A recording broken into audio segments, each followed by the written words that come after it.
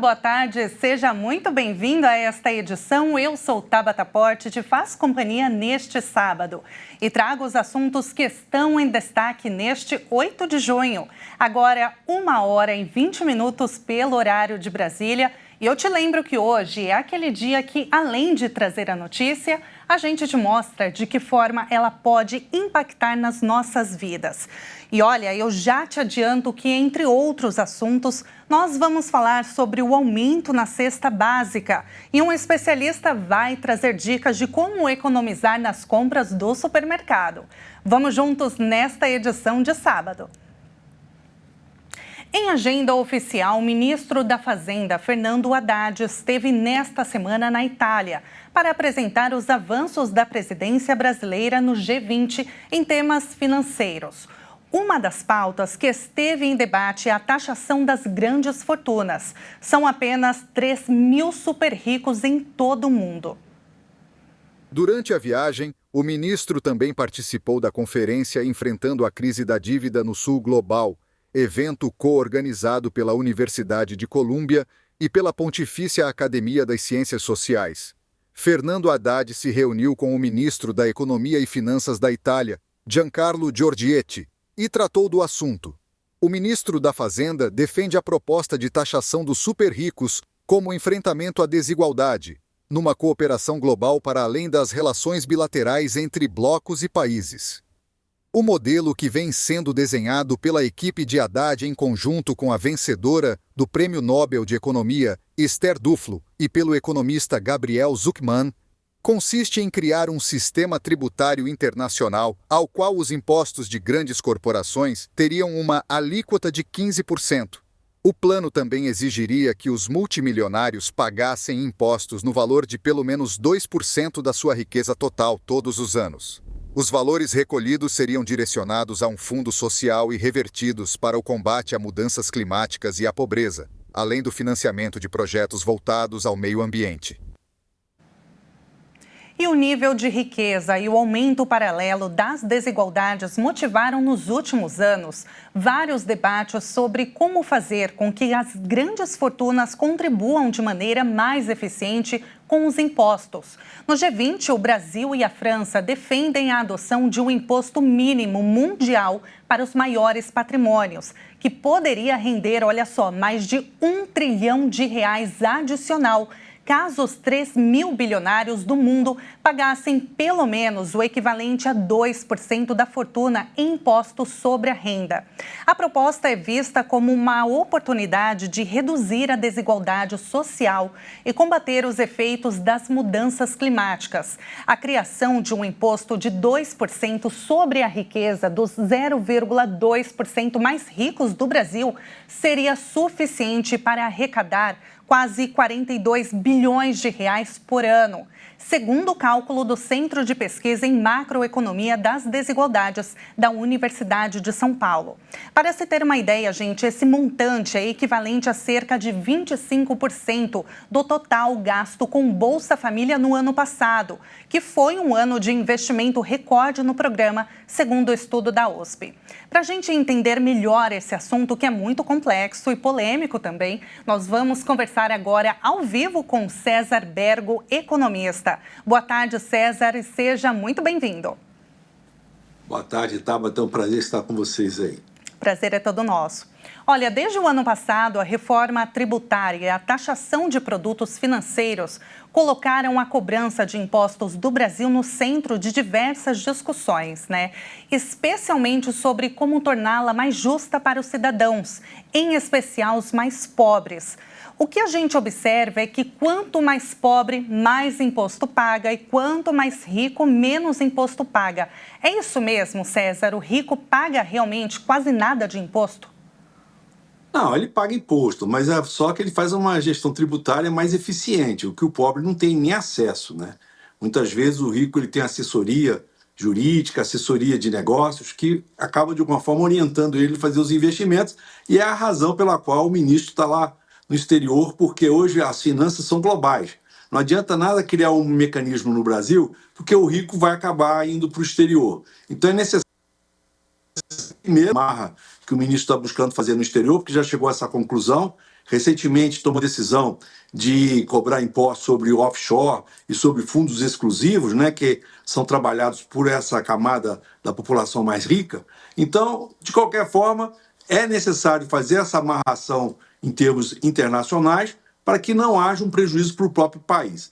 São 4 mecanismos que o governo tem, primeiro, para fazer essa cobrança. Primeiro é criação de impostos.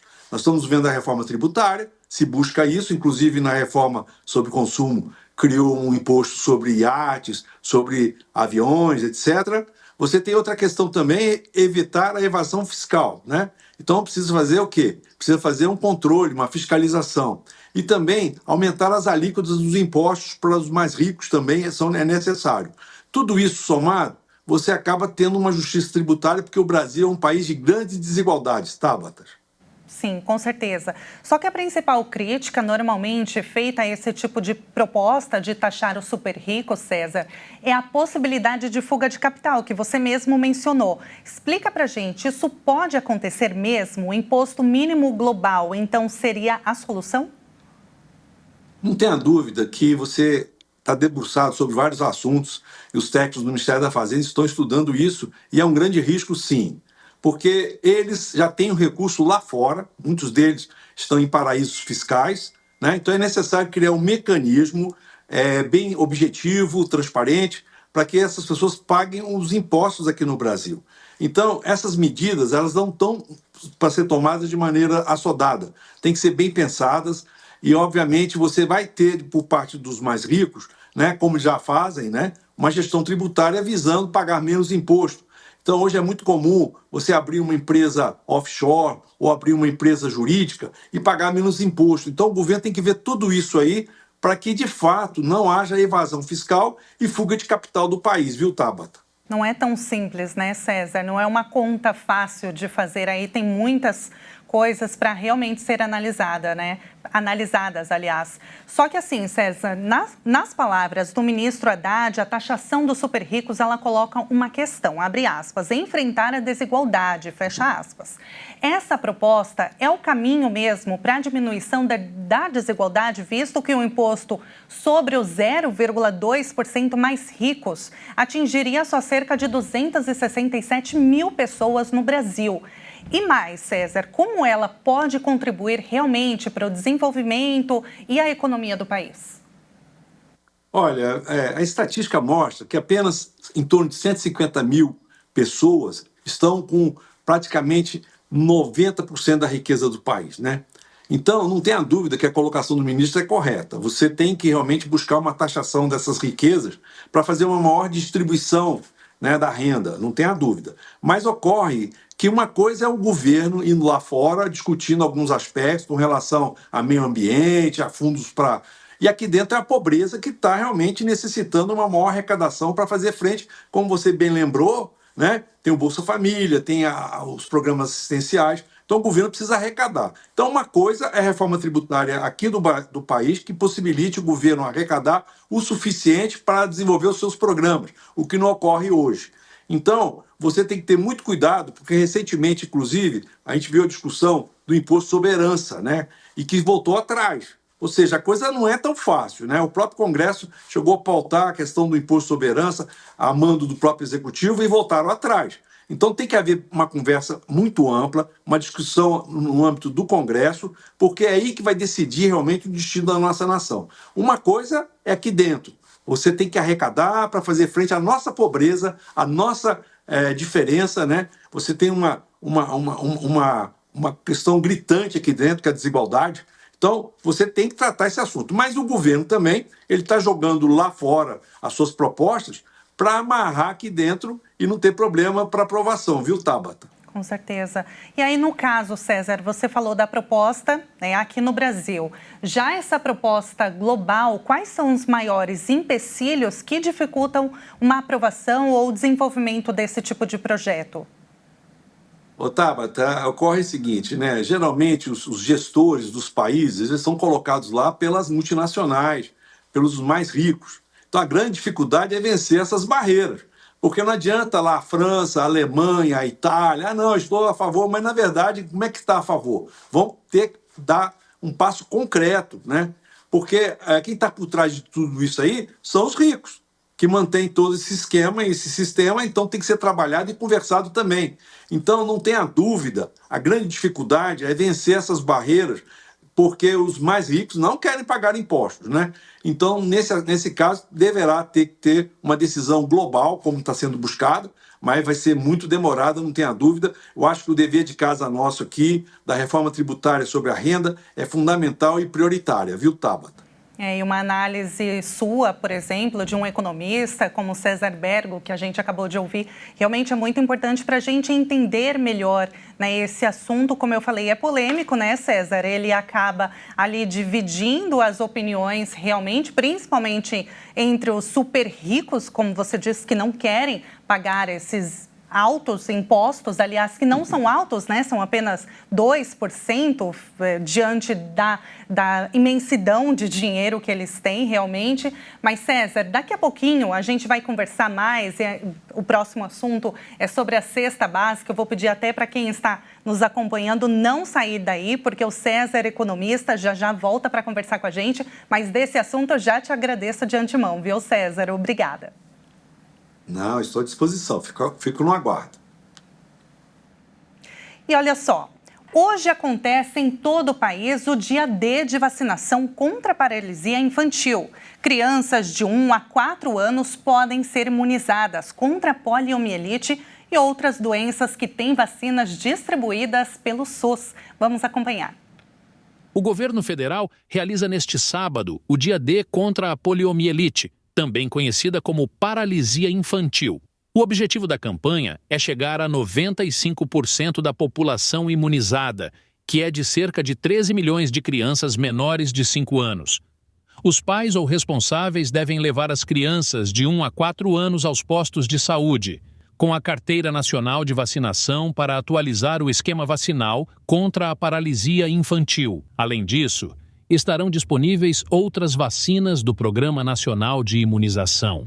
Na capital, as 471 UBSs funcionarão voltadas para esse serviço. Nos postos integrados às AMAs, assistências médicas ambulatoriais, o funcionamento será das 7 horas da manhã às 7 horas da noite. A poliomielite, uma doença causada pelo enterovírus, leva a um quadro de infecção intestinal. Na maioria das vezes, a recuperação é rápida.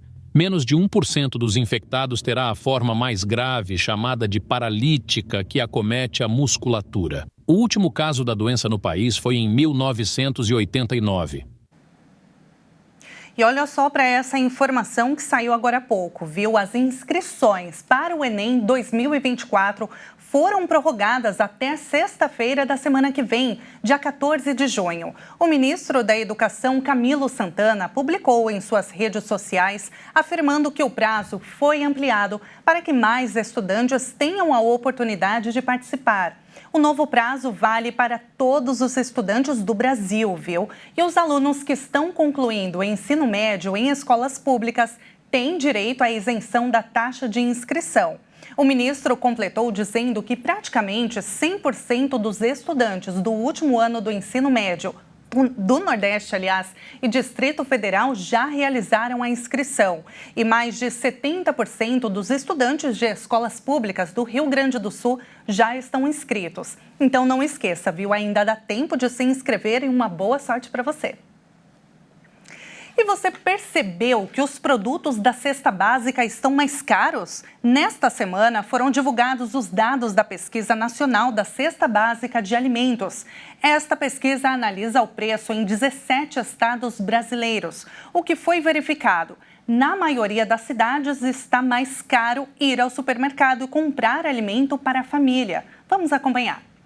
É preciso mais dinheiro para ir às compras de alimentos. Na última quinta-feira, o DIEESE, o Departamento Intersindical de Estatística e Estudos Socioeconômicos, afirmou que a cesta básica está mais cara em 11 capitais brasileiras. O balanço da pesquisa mostrou que no mês de maio, a cidade de Porto Alegre teve a maior alta de preços, devido à situação causada pelas chuvas.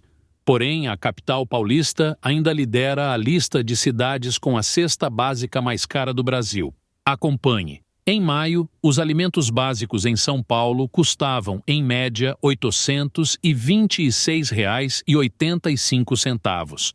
Em Porto Alegre, o preço médio foi de R$ 801,45 e em Florianópolis as famílias precisaram desembolsar R$ 801,03 para comprar uma cesta básica. Já no Norte e no Nordeste, onde a composição da cesta é diferente, foram registrados os menores valores. Em Aracaju, por exemplo, o preço da cesta básica foi de R$ 579,55. Já em Recife, o preço foi de R$ 618,47. A alta de preços registrada praticamente em todo o Brasil teve como principal motivo o custo do arroz. Entre abril e maio, o valor do pacote de 5 quilos aumentou em 15 capitais, tendo variação de 1,05% em Recife e até 16,73% em Vitória. A Companhia Nacional de Abastecimento, a Conab, realizou esta semana o leilão para a compra de arroz de produtores internacionais. O lote arrematado foi de 263 mil toneladas. O governo brasileiro garantiu que vai dar subvenção para que o pacote de 5 quilos de arroz seja vendido ao consumidor brasileiro por R$ 25. E olha, como a gente viu na reportagem, né, a cesta básica está mais cara em diversas cidades do país e São Paulo lidera a lista. E cada vez mais com o mesmo dinheiro, a sacola que a gente leva para casa está cada vez mais reduzida, né? Infelizmente, há fatores que a gente não pode controlar, mas há também algumas medidas que podemos adotar para gastar menos no mercado. Para saber como podemos fazer essa mágica, vamos voltar agora ao vivo com o economista César Bergo. César, seja bem-vindo de volta. Olha só, o arroz, nesse momento, ele é o maior vilão, né, desse aumento na cesta básica. Como que você avalia a estratégia de importação anunciada pelo governo? No início houve uma crítica porque você estaria concorrendo com os produtores do Rio Grande do Sul. Só que essa crítica é indevida, porque de fato a Conab ela vai querer regular o mercado de oferta de arroz, né? Isso aconteceu ano passado, a Conab não fez isso, o preço do arroz disparou. Então agora a expectativa é que entre na normalidade, mesmo porque o governo vai vender o arroz a R$ 5,00 o quilo, por exemplo. Isso vai trazer o preço do arroz para baixo, como a gente espera. Houve a questão logística de colocação desse arroz no supermercado, isso acabou dificultando e aumentando os preços também em função da especulação. Outro produto também que subiu foi o leite, também em função desses aspectos que a gente mencionou e aconteceram lá no sul do país, mesmo porque a gente podia verificar nessa cesta básica que tanto Porto Alegre, Curitiba e Florianópolis foram as capitais que mais subiram o preço, até em função desses aspectos climáticos, né, Tabata? Com certeza. E aí, no caso, então, na sua avaliação, é positiva essa importação do arroz? O arroz do Rio Grande do Sul, o arroz produzido aqui no nosso país, ele não vai sair das prateleiras, só que é uma opção para quem não pode pagar mais caro, né, César? Não tenha dúvida que o governo, a intenção é privilegiar o produtor local. Então, esse arroz é para fazer estoque. É o estoque, caso falte o arroz, porque não conseguiram dimensionar quanto foi o prejuízo, a perda do arroz no Rio Grande do Sul, mas de qualquer forma, essa importação é fundamental para equilibrar os estoques, não tenha dúvida. Então é positiva sim a decisão do governo. É uma decisão proativa e não reativa, como aconteceu o ano passado, que fez o preço subir. Mas de qualquer forma, Tabata, nós vimos subir o preço do arroz. Então, a cesta básica ela realmente está preocupando os orçamentos das famílias, porque o salário não acompanha, né? Nós temos visto a inflação e talvez o maior componente que está implicando nos aumentos de preço são os alimentos. Então, de qualquer forma, é preciso que as pessoas estejam atentas. Sim, ô César, e agora sim, dicas práticas, né? Tem como economizar? O salário não aumenta, não está acompanhando esse aumento da cesta básica. E aí, há algumas formas para a gente, então, economizar, gastar menos ou não extrapolar nas contas? Por exemplo, grudar ali a listinha do que está faltando em casa é uma opção para não sair do que está planejado? É isso aí, Tabata, né? Existem várias questões que você pode adotar para não pesar muito no orçamento. Primeiro, é a questão de não ter desperdício. Você calcular direitinho o que você vai consumir. Segundo, pesquisar preço. porque varia preço de um supermercado para outro supermercado, como nós estamos vendo na questão do arroz. Você vai chegar em supermercado, está cobrando lá R$39, R$30 o pacote de arroz. No outro está 25. Então, vale a pena pesquisar. E nessa pesquisa, se valer dos amigos, para não gastar gasolina para fazer a pesquisa. Você pode dividir esse encargo de fazer pesquisa e usar a rede social para ver onde está mais barato e comprar onde está mais barato a quantidade necessária para cada família. Também comprar a granel, ou seja, se você comprando em grande quantidade, a unidade sai mais barato também. Vale a pena o esforço. A listinha que você falou, colocar, fazendo uma compra mensal, né? Evitar ir no supermercado com fome, isso aí realmente acaba aumentando os itens lá, né? Você vai gastar às vezes o que não quer. Compra por impulso também é totalmente não recomendável, né? Então, o planejamento é fundamental. Aí você vai fazer isso comprando produtos da época também, evitando comprar produtos que não estão na época. Então, você substituir aquele que está mais barato. Você vê, vai e vem de preços aí. Um mês a batata está mais cara, outro mês ela cai o preço, o tomate sobe de preço, a cebola. Então, essa pesquisa, essa decisão de planejamento, Tabata, é fundamental. E não tenha dúvida, seguindo em riscas, essas dicas, a família agradece, o orçamento também, e vai produzir uma grande economia que vocês vão se surpreender. Então, anote no papelzinho, né? Quem não tem tablet, quem não tem, mas anote direitinho quanto que foi a economia do mês em função disso. Depois, dê um prêmio para você, compra uma barra de chocolate e vai comemorar, né? Porque, de fato, essas dicas são fundamentais para os orçamentos que estão cada dia mais apertados. Com certeza. Ô César, você comentou, né, de produtos da estação, como frutas e hortaliças, né, que são ofertados com o melhor preço. É isso mesmo? Você acha, então, que, por exemplo, eu planejei lá fazer um jantar tal em casa, só que esses produtos que eu não coloquei na lista não são da estação. Você acha, então, que a gente deve planejar o jantar, o almoço, o que nós vamos comer, de acordo com o que está sendo ofertado naquele momento, com os produtos realmente da estação? Não tenha dúvida que o cardápio pede isso, né? Fazer um cardápio inteligente, você aproveitar a fruta de estações. E tem mais. Às vezes você chega na feira, existem aqueles produtos que não estão bonitos, né? Mas estão saudáveis ainda. Você consegue um bom desconto também se você pechinchar, né? E os produtos estão bons para consumo.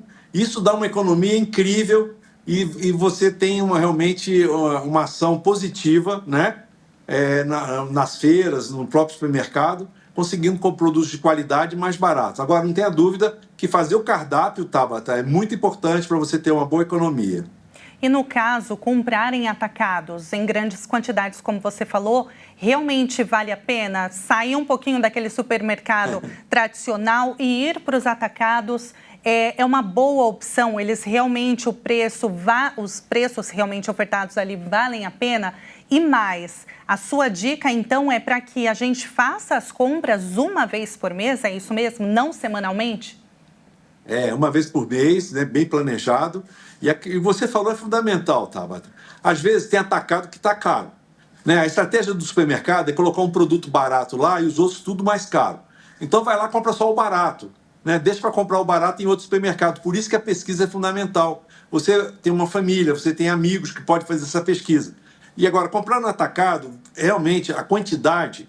Lá mesmo você vê no papelzinho lá. Comprando 3 unidades é um preço, comprando uma unidade é outra. Até no próprio atacado, ele já vem de varejo, né? Então você vai e compra para os seus amigos, para a sua família, vai fazer economia substancial, não tenha dúvida. Eu faço isso, né? Eu também, como dono de casa, né?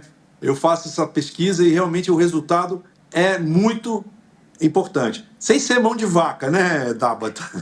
Mas fazendo economia e dando uma boa alimentação para a família, não tenha dúvida que, seguindo essas dicas, a economia vai ser significativa no final do mês.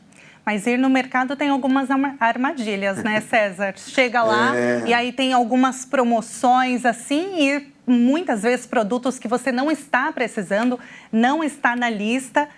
Qual a sua recomendação nesse caso? Olhar ali, estou precisando disso mesmo, realmente está dentro do meu orçamento, ou por estar em promoção, deixa eu aproveitar aqui.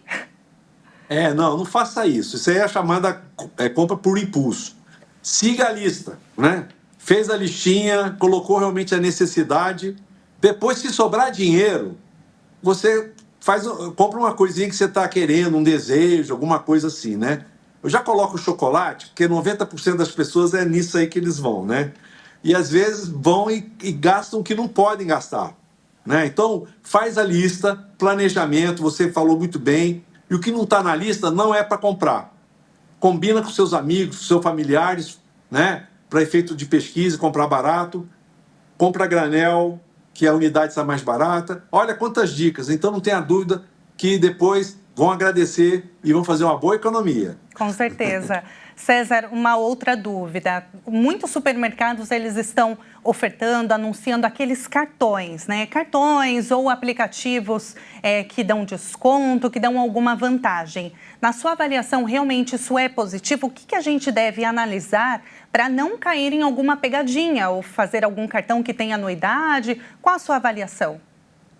Pagar anuidade nunca, né? Então, acho que dá para negociar. Mas é vantagem sim, viu, Tabata? Porque tem descontos e às vezes você vai fazer compra e não tem esse benefício. Então, vale a pena se inscrever no clube, se inscrever na promoção, né? Muitos grandes supermercados de nome e de respeito têm essas promoções e usar esse cupom de desconto também promove um grande ganho para o orçamento. É importante sim e não tenha dúvida que é um grande ganho de hoje em dia, né?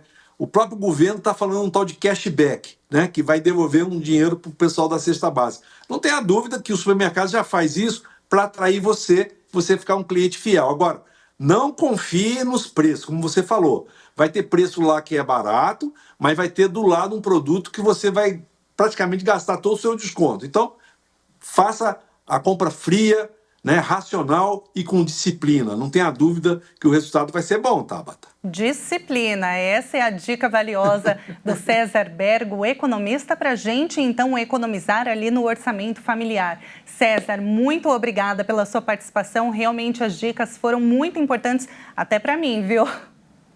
Não tenha dúvida, Tabata. Aí depois os seus ouvintes, os seus telespectadores, deu retorno. Fala, economizei aqui, Tabata. Obrigado pelas dicas. Mas vai economizar, não tenha dúvida.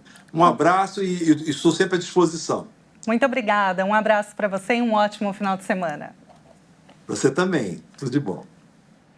Olha, e para ajudar no orçamento familiar, com esse aumento da cesta básica, né, que a gente acompanhou, será que você tem algum dinheiro esquecido em algum banco? 8 bilhões de reais ainda podem ser resgatados, viu? A consulta pode ser feita por pessoas físicas e empresas no sistema de valores a receber do Banco Central. O Banco Central divulgou nesta sexta-feira que 8,15 bilhões estão disponíveis para resgate no sistema de valores a receber. Os dados são referentes ao mês de abril. É importante lembrar que, via sistema do Banco Central, os valores só serão liberados para aqueles que fornecerem uma chave Pix para devolução. Caso você não tenha uma chave cadastrada, é preciso entrar em contato com a instituição para combinar a forma de recebimento. Outra opção é criar uma chave e retornar ao sistema para fazer a solicitação. O SVR foi criado pelo Banco Central para facilitar a consulta e a devolução de valores que pessoas físicas e jurídicas têm a receber de instituições financeiras. Esses valores podem incluir depósitos esquecidos, tarifas cobradas indevidamente, contas encerradas com saldo disponível, entre outras opções. Para retirar o dinheiro, é preciso entrar no site do SVR na data e no período de saque informado na primeira consulta, fazer o login com a conta gov.br, verificar o valor a receber, a instituição que deve devolver o valor e clicar na opção indicada pelo sistema para finalizar o procedimento.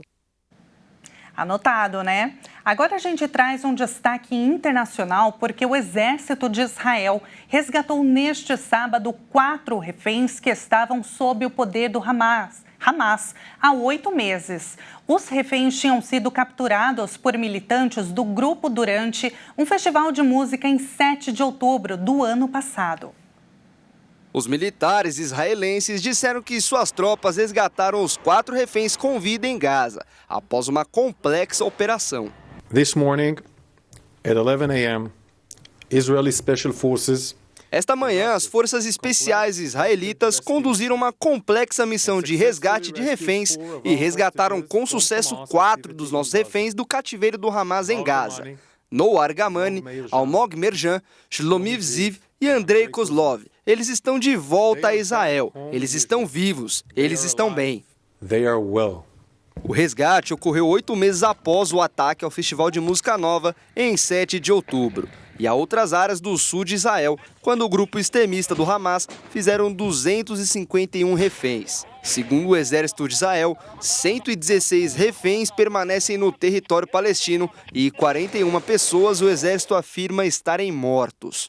Um hospital de Gaza disse que os ataques israelenses mataram pelo menos 15 pessoas neste sábado. Os ataques aconteceram em áreas centrais do território, incluindo o campo de Nuzerat, onde os 4 reféns estavam. Intensos ataques aéreos israelenses na província central deixaram dezenas de feridos, que foram levados ao hospital. Nas últimas semanas, os militares realizaram intensos ataques aéreos e terrestres em Nuzerat e arredores. Os militares atacaram uma escola transformada em abrigo gerido pela Agência da ONU de Apoio aos Refugiados Palestinos, onde 37 pessoas morreram. Os militares israelitas reconheceram que conduziram o ataque no campo de refugiados, mas tinha como alvo um dos líderes do Hamas, e que 17 terroristas foram mortos. E agora, falando sobre a polêmica da PEC das praias, o MAP Biomas divulgou um estudo preocupante, gente. As praias brasileiras estão sob risco de erosão. Em 30 anos, o país perdeu 15% de sua faixa litorânea. Fatores ambientais e ocupação da orla são os principais motivos para essa perda. O Brasil tem uma faixa litorânea de mais de 7 mil quilômetros, com praias de norte ao sul, o que faz o país ser conhecido mundialmente pelas suas belezas naturais. No entanto, a erosão causada por ocupação e por fatores ambientais ameaçam esse patrimônio. Segundo o MAP Biomas, 15% de toda a faixa de areia do país foi completamente engolida nos últimos 30 anos. A área equivale a mais de 3 mil estádios do Maracanã. Os dados mostram que os maiores responsáveis por isso foram a especulação imobiliária, com a construção de casas e hotéis, além da infraestrutura urbana para quem mora à beira-mar. O balanço sedimentar que estoca a areia na praia é um ciclo natural. No entanto, as construções alteram essa dinâmica, aumentando assim a erosão. Na praia de Balneário Camboriú, em Santa Catarina, por exemplo, a faixa litorânea encolheu 70 metros nas últimas décadas. Isso pode piorar, pois o Senado Federal discute uma PEC que pode transferir os terrenos de construções na beira-mar da União para a iniciativa privada. O projeto entra na discussão juntamente com outras propostas no Congresso e que afetam o meio ambiente, chamado pelos especialistas de pacote da destruição. A lista permite obras de irrigação em áreas de preservação e mudanças na lei do licenciamento ambiental. Segundo o Ministério do Meio Ambiente, 40% das praias do Brasil já sofreram com a erosão e, caso a PEC seja aprovada, vai agravar ainda mais. Pois o fim das praias representa não só o lazer, mas um risco principalmente à biodiversidade. E agora a gente fala sobre a preocupação no Rio Grande do Sul. Uma preocupação, viu? De acordo com a Secretaria da Saúde Gaúcha, quase 30% das suspeitas de leptospirose, que a gente inclusive tem falado aqui no jornal, estão concentradas na capital Porto Alegre. Outros 21 municípios também registraram suspeitas da doença. Os casos de leptospirose começaram a aparecer após as enchentes causadas pelas fortes chuvas no final de abril. Já são 3.772 casos da doença em todo o estado. Em Porto Alegre, 1.082 suspeitas já foram registradas e 242 casos foram confirmados. Além da capital gaúcha, outros 21 estados têm suspeitas de leptospirose. Em Canoas, são 294 casos. Em seguida, vem São Leopoldo com 228 registros. A Secretaria da Saúde do Rio Grande do Sul também registrou, até o momento, 15 mortes pela doença. A leptospirose é causada por uma bactéria encontrada na urina contaminada dos ratos de esgoto. E agora a gente muda um pouquinho de assunto porque os lojistas estão otimistas e esperam um aumento das vendas na comemoração do Dia dos Namorados, em 12 de junho. A Confederação Nacional do Comércio de Bens estima um aumento de mais de 5%. A estimativa é que o volume de vendas aumente para o Dia dos Namorados e movimente mais de 2,5 bilhões de reais no país. Somente o setor de vestuário, calçados e acessórios espera movimentar cerca de R$1 bilhão com a data. O valor representa 42% da projeção feita para o período. Na sequência, os produtos de utilidades domésticas e eletrodomésticos aparecem em segundo lugar, com quase R$730 milhões, o que corresponde a 28% dos gastos previstos. A alta das vendas no Dia dos Namorados é atribuída ao momento favorável no mercado de crédito, com o menor patamar do comprometimento médio da renda familiar em 3 anos e pela redução dos juros nas operações de crédito. O estado com a maior previsão de vendas é São Paulo, com cerca de R$830 milhões. Minas Gerais e Rio de Janeiro aparecem na sequência e, devido às fortes chuvas no Rio Grande do Sul, a projeção de uma queda de 34% nas vendas deste ano, em comparação a 2023. E essa edição fica por aqui. Mais informações você confere ao longo da nossa programação. Eu te agradeço demais pela sua companhia. Um ótimo final de semana para você e até mais.